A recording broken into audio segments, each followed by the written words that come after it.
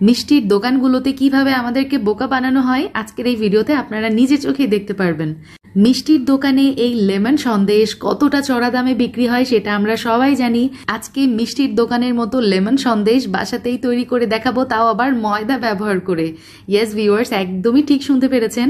মিষ্টির দোকানে এই সন্দেশগুলা ময়দা দিয়ে বানানো হয় এবং আমাদের কাছে ইচ্ছা মতো চড়া দামে বিক্রি করা হয়। তো বুঝতেই পারছেন আজকে একটা সিক্রেট রেসিপি শেয়ার করতে যাচ্ছি। শুরু থেকে শেষ পর্যন্ত থাকবেন ভিডিওর, ইনশাল্লাহ অনেক কিছু জানতে পারবেন। প্রথমেই লাগছে আমার হাফ কাপ পরিমাণ ময়দা। একটা কড়াইয়ের মধ্যে নিয়েছি চুলার জাল একদম লোতে রেখে ময়দা আমি কিছু সময় ভেজে নিব। এই ধরেন 1 থেকে 2 মিনিটের মতো ময়দার যখন কাঁচা গন্ধটা চলে যাবে, ঝুরঝুরে টাইপ একটা টেক্সচার আসবে, চুলা থেকে নামিয়ে নিচ্ছি। এখন আরেকটা কড়াইয়ে আমি 1 কাপ চিনি নিয়েছি, তার সাথে দিয়ে দিলাম হাফ কাপ পরিমাণ পানি। চুলার জালটা এখন মিডিয়াম টু হাই থাকবে। এখন যেটা করব, জাল করে আমি এটা একটা ঘন চিনি শিরা বানিয়ে নিব। ঘন বলতে 1 তার 2 তারের দরকার নেই, জাস্ট হাতে একটু চিটচিটা হবে। এই যে দেখতে পাচ্ছেন এরকম কনসিস্টেন্সিতে আসলে বুঝবেন হয়ে গেছে। চুলাটা বন্ধ করে দিলাম। এখন গরম শিরার মধ্যে আমি ওই যে ময়দাটা ভেজে রেখেছিলাম না, এটা মিক্স করব। অল্প অল্প করে মিক্স করার দরকার নেই, আমি পুরাটাই একবারে দিয়ে দিয়েছি। এখন কিছু সময় নেড়ে নিব, তারপরে দিয়ে দিচ্ছি হচ্ছে গুঁড়া দুধ। এখানে আছে 1 কাপ পরিমাণ গুঁড়া দুধ। হাফ কাপ ময়দা, 1 কাপ দিয়েছি গুঁড়া দুধ আর 1 কাপ চিনি, সিম্পল হিসাব। আচ্ছা, এখন আমি খুব ভালোভাবে চিনি শিরার সাথে ময়দা এবং গুঁড়া দুধ মিক্স করে নিব। আবারও বলছি চুলার জাল কিন্তু অফ আছে। সবকিছু খুব ভালোভাবে মিক্স করার পরে আমি অ্যাড করে দিচ্ছি হচ্ছে বাটার। এখানে 2 টেবিল চামচ বাটার আছে, আর আপনারা বাটারের পরিবর্তে ঘি অথবা ডালডা ব্যবহার করতে পারেন। হোটেলের ডালটাই ব্যবহার করা হয়। যেহেতু বাসায় বানাচ্ছি, নিজেরাই খাবো, এই জন্য বাটারটা আমি ব্যবহার করেছি। আচ্ছা, এই যে চিনির শিরার যেই গরমটা না, সেই গরমের কারণে বাটারটা খুব সুন্দরভাবে মেল্ট হয়ে গেছে। আর আমার সব কিছু একত্রে খুব ভালোভাবে মিক্স করে নিয়েছি। কনসিস্টেন্সিটা খেয়াল করেছেন। আর এটা যত ঠান্ডা হতে থাকবে তত এটা শক্ত হতে থাকবে। আমি কয়েক ভাগে ভাগ করে নিয়েছি, কতগুলো কালার দিয়েছি আর একটার সাথে চকলেট পাউডার মিক্স করে নিব। এই যে দেখতে পাচ্ছেন একটা সাদা রেখেছি আর কতগুলো কালার করে নিয়েছি।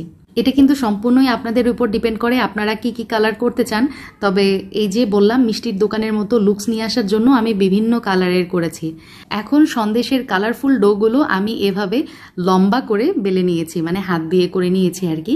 এখন সাদা অংশটা যেটা সবচেয়ে বেশি অংশ রেখেছিলাম, সেটা কি করব, এই যে বেলুনি দিয়ে আমি একটু বড় করে বেলে নিচ্ছি। আর খেয়াল করেছি নিশ্চয়ই আমি কিভাবে করছি। প্রথমে চপিং বোর্ডের ওপরে আমি একটা প্লাস্টিক র্যাপ বিছিয়ে নিয়েছি, তারপরে কিন্তু এটা বেলে নিচ্ছি। তাহলে যেটা হবে, নেক্সট স্টেপ ফলো করতে আমার ইজি হবে। আচ্ছা, এখন বড় করে রুটি বেলে নিয়েছি, রুটির থেকে অবশ্যই মোটা করে, যাই হোক। তারপরে আমি বিভিন্ন কালারের যেই লম্বা লম্বা সন্দেশগুলো করে রেখেছিলাম, সেগুলো প্রত্যেকটা ভাজে ভাজে দিচ্ছি। আর সাদা সন্দেশটা আমি ফোল্ড করে নিচ্ছি। লাস্টে আমি চকলেট সন্দেশটা দিয়ে একটু মুড়িয়ে নেওয়ার চেষ্টা করছি। যাই হোক, আমার রুটিটা আরেকটু বড় করলে জিনিসটা আরেকটু সুন্দরভাবে আমি ফোল্ড করে নিতে পারতাম। এনিওয়ে, যা হয়েছে হয়েছে।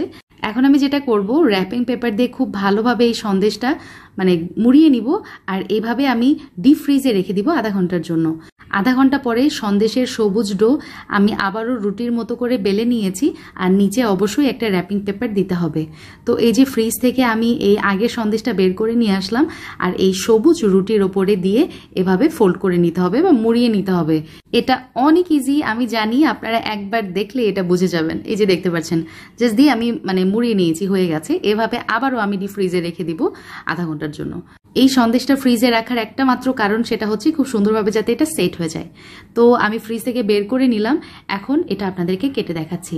এই সন্দেশটা কাটার পরেই হচ্ছে এটার আসল সৌন্দর্যটা ফুটে ওঠে। মনে হচ্ছিল, আমি যখন কাটছিলাম মনে হচ্ছিল যে মাত্র আমি মিষ্টির দোকান থেকে কিনে নিয়ে আসছি এরকম। এই সন্দেশটা খাওয়ার পর কেউ ধরতে পারবে না যে এটা বাসায় বানানো, বাইরে থেকে কেনা নয়। একদম হুবহু মিষ্টির দোকানের মতো টেস্ট হয়েছে।